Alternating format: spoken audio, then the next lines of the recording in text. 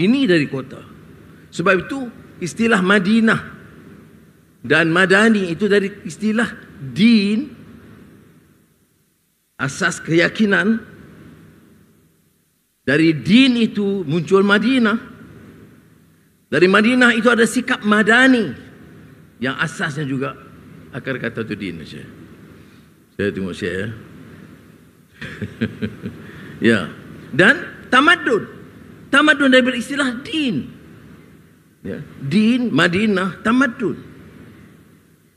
Ada dari segi epistemologi. Apa yang kita persoalan disiplin istilahat itu ada maknanya. Jadi masjid ini, ya sengaja saya senang dengan nama badan ini kerana dia memberikan maksud kita.